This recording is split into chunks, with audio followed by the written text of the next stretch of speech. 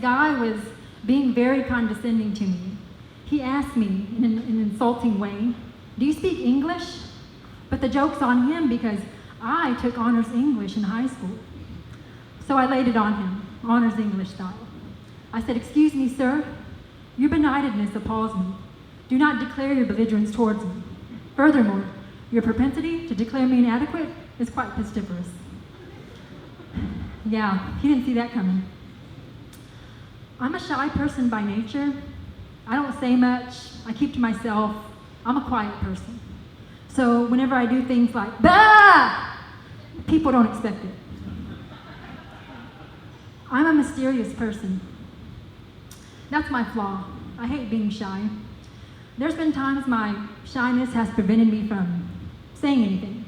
For instance, one time I got on the wrong DART bus, but I didn't tell the bus driver anything. I was supposed to go to Oak Cliff, ended up in Plano. I got off the bus and thought, I think I can make it out here. Most people get their jobs at 16, 17 years old. I got my first job when I was 30. I'm just kidding, I wasn't 30. I was 28. Anyway, my first job was a housekeeper at Motel 6, and I thought, I can do so much better than this. So I kept grinding, hustling, grinding. That was 11 years ago. Y'all want to know what I do now? That's right, still a housekeeper. But this time, I'm a housekeeper at the Ritz-Carlton. I'm a team leader. Sometimes I think paying my cable bill is more important than paying my rent, which is why I had to move back in with my parents. I hated that. My dad is so strict. He was a Vietnam War vet. He wouldn't let me drive his car. He wouldn't let me drink. He told me to watch my kids. I'm like, "Dad, I'm 38 years old. I'll go wherever the hell I want and do what I want. You cannot tell a grown woman what to do." I said this to him in my mind. I'm shy. I wouldn't dare say anything like that to my dad. He's intimidating. And it's his house. I've been to jail twice. First time was for 1 ounce of marijuana.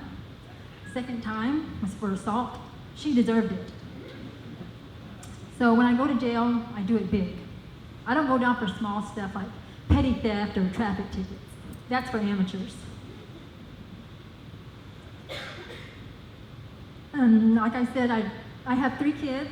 I love them very much, but they're getting older, which means that the tax refund money will soon go away. So I decided I want to have more kids. I want to have so many kids that the doctor isn't even going to give me a birth certificate. He's going to give me a 1040 form. Ever since this illegal immigration crackdown, people assume I'm Latina and that I speak Spanish. Well, I don't habla español. I'm Native American. I speak the colors of the wind. So that being said, yes, I am here legally, but I always got to be prepared in case ICE or Dallas police want to pull a fast one on me. So whenever I leave my house, I bring my birth certificate, driver's license, peace pipe,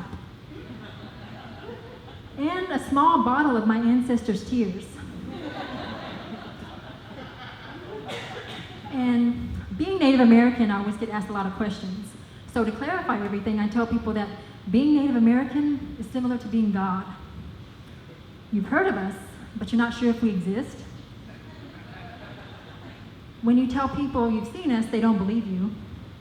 God is remembered on Christmas. Native Americans are remembered on Columbus Day or Thanksgiving. Some people find God in the church. You can find Native Americans in the casinos. And this is a stereotype I hate about Native people, is that we're alcoholics. But Jesus did turn water into wine. And when you're drunk, you think you can walk on water. And I was doing some research, and I found out that my people owned slaves. I was like, whoa, whoa. We own something? I'm just kidding. I felt bad. I had a trail of tears coming down my face. But the natives didn't know how to feel about slave ownership. They had reservations about it. I told my friend DeMarcus about my history, and he didn't want to talk to me anymore. He pushed me down, giving me a wounded knee. I said, "I'm sorry, let me make it up to you with an ice cream. It's my treaty." And he still didn't want to talk to me. So I called him up a few weeks later and said, "Are you still upset about that slavery thing?" He hung up on me. And now I can't borrow money from him because my people probably owe him reparations. And I can't ask him for any favors because, well, his ancestors kind of already did us favors. And now, you know how white people get those nicknames like Barbecue Becky or Permit Patty? He gave me a nickname, Slavery Sarah. Yeah, I didn't care for that too much, but it did have a nice ring to it. Anyway, we're still friends. Somehow we're still friends. And I have one more before I go. I had a dream I was dating Columbus. And he's not as bad as people make him out to be. He told me he could show me a whole new world. I was like, wow, you're awesome. You have your own boat. You have your own people to help you out. One day, you might even get your own holiday. But then things took a turn. I found out that he was into bondage. He had ropes and chains and whips everywhere. He saw my face and said, "That isn't what you think it is. I own slaves." I was like, whoa, wait a minute. We have something in common? Are we soulmates? Okay, thank you. That's my time.